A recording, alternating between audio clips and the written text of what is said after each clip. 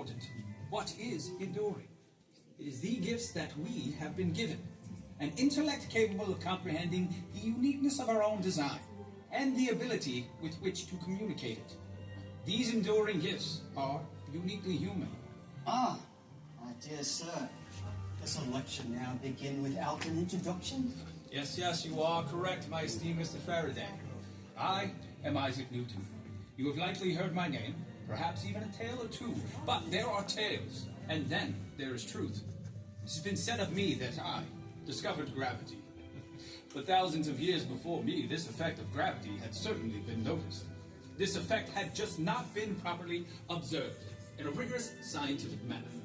Observed through scientific method. In my study, I noticed that when an object falls, it is consistently drawn directly towards Earth. Never to the side and never towards the sky. Always directly down. What I could not see is what force draws with such repeatability. All objects fall in the same predictable manner. But could this unseen attracting force be stronger or weaker or non-existent under differing conditions? The question I consider most profound. Could life exist without this attracting force? Herr Newton, you have achieved the noblest of deeds. You have borrowed from a fountain of knowledge and greatly built upon it. Mathematics is a key for understanding the laws of the universe, those forces which cannot be seen yet bind our reality together. If these binding agents were random or disordered, would we exist in an environment of continuing stability? I think not. Can disorder ever arrange itself into perfect order, regardless of method or span of time? Can somethingness ever come from nothingness? Mr. Kempler, pardon. I seem to recall you said something about the job of the astronomer is to think God's thoughts after this driving pursuit for understanding may be seen throughout all of the sciences. In my own experiments, I work at preventing the reproduction of disease-causing germs. Through processes using heat to destroy these germs, we may render food safe. We do this with wine and milk, for instance.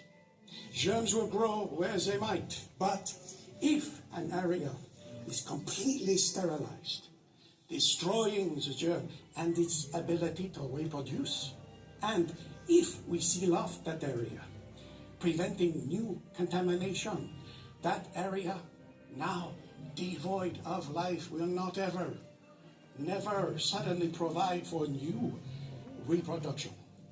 So, how can life continue when it has no form of beginning? Science abhors uncalculated assumptions as the basis of its foundations. In its current state, science lacks methodology to prove or disprove the immeasurable force at work during creation. But that has not stopped some from a claim preponderance that on a long enough timeline, nothingness will eventually become somethingness, as they argue in the ever-changing theories. Precisely, gentlemen. However, when we view science through the lens of faith, science does bear witness that our origin, our perfect design on this earth is that we are uniquely engineered, and that this earth is designed specifically for supporting life. Agreed, Mr. Pasteur. The hand of the Creator is witnessed throughout all the sciences. And as scientists, why exactly do we persist?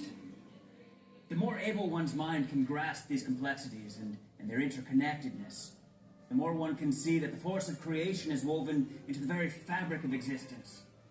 And if that force exists beyond the current state of human comprehension, then faith must be considered. This gives reason to work in support of confirmation, rather than toil in the dogged ignorance of denial. Oh, grandly said, each of us as scientists. The esteemed Mr. Newton and Mr. Kepler, who advanced every form of mathematics of their time. Mr. Boyle, the founder of modern chemistry, Mr. Pasteur in his restless experimentations of biological life, and Mr. Faraday, whose spirit of lifelong learning gave insight into the hidden world of electrochemistry and electromagnetism, and I, whose experiments in heat and energy uncovered the fundamental laws of thermodynamics. We each ask but one simple question: for what purpose might we serve? Yes, Mr. Jewell. Each of us, in our own time, endeavored as scientists that we might further human understanding, as revealed in these holy scriptures, of the universe, ourselves, and of our Creator. ICR Discovery Center is designed for the very purpose of researching, collecting, and sharing of this knowledge, so that we may continue to expand our understanding from the very first moments of creation up to the present moment. The story here is our story, the story of man, and of our relationship to our Creator. Learn, explore, and discover the uniqueness of our own design in His image and in His universe. Go.